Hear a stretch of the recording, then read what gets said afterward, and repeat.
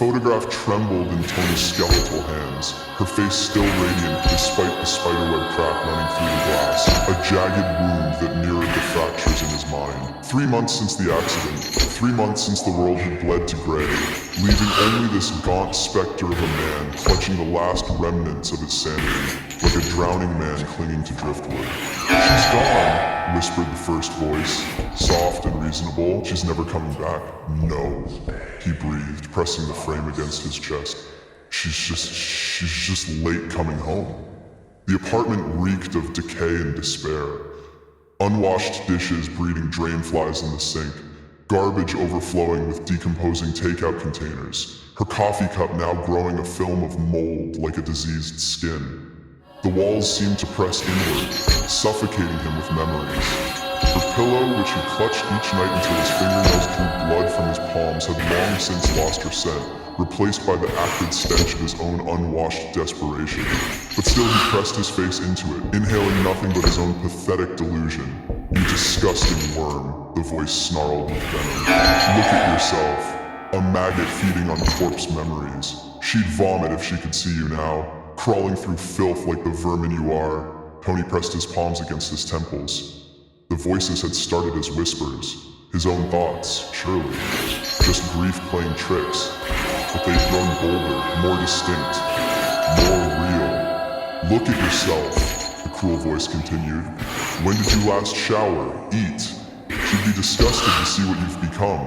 She'd understand," he said aloud, his voice cracking. "She always understood." But did she? A new voice slithered forth, dripping with malicious glee. "Remember that last fight? How her beautiful face twisted with disgust? How she called you a paranoid, controlling freak and said she felt trapped in a cage with you? Remember how relieved she looked walking out that door? Like a prisoner tasting freedom for the first time." The memory tore through him like corroded barbed wire. Their final argument, he'd accused her of having an affair, screaming accusations while he stood there, tears streaming, begging him to trust her. But jealousy had consumed him, turned him into a monster. She'd grabbed her keys with shaking hands, her voice breaking as she whispered, "I can't do this anymore, Tony. I can't love someone who sees enemies in every shadow." The door had slammed like a coffin lid. "She was planning to leave you anyway," the voice cackled with sadistic pleasure. "The accident just saved her the trouble. Death was preferable to spending another day with you. If you hadn't fought, she wouldn't have been driving angry. She wouldn't have been on that road at that moment." "Stop," Tony whispered, but the voices multiplied, overlapping, a cacophony of blame and self-loathing. "It's your fault. You killed her. She died hating you." He crawled to the bathroom mirror on hands and knees, his reflection a grotesque mockery of humanity, cheeks sunk into skeletal hollows, matted hair hanging in greasy ropes, eyes that had become bottomless pits of self-loathing. Dried vomit crusted his shirt. When did he last change clothes? When had he become this putrid corpse, shuffling through the motions of life?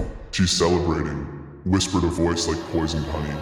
"In whatever paradise exists beyond death, she throws parties to commemorate her escape from you. The other souls gather round to hear the tale of the monster she fled from. She loved me," he croaked to his reflection, but the words tasted like ash and lies. The voices exploded into a symphony of cruelty, echoing off the bathroom tiles until reality itself seemed to crack. His reflection began to melt and shift, her face materializing beside his, but not as she lived. This was her as she died, eyes wide with terror, mouth agape in a scream, blood streaming down her beautiful features. "Look what you did to me," her phantom lips moved. "Look how you destroyed everything pure in this world. You were born to ruin things," another voice hissed. "A cancer given human form. Everyone who gets close to you withers and dies. The accident wasn't enough," came a chorus of malevolent whispers. "You need to finish what you started. End this pathetic existence before you poison anyone else." Tony clawed at his face until his fingernails drew blood, laughing, a sound like breaking glass that scraped his throat raw. The laughter came in violent spasms, each wave more hysterical than the last, until blood vessels burst in his eyes and his body convulsed with the force of his breaking mind, collapsed on the filthy bathroom floor, surrounded by the screaming chorus of his shattered psyche. Tony finally understood the cosmic joke. He wasn't just mourning her death, he was celebrating his own damnation.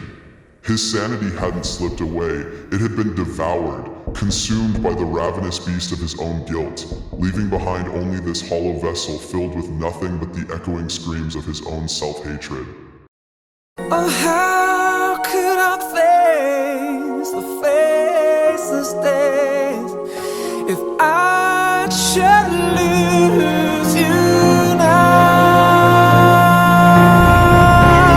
We're so close to reaching that famous happy end, almost believing this was not pretend. Let's go on dreaming, though we know it all.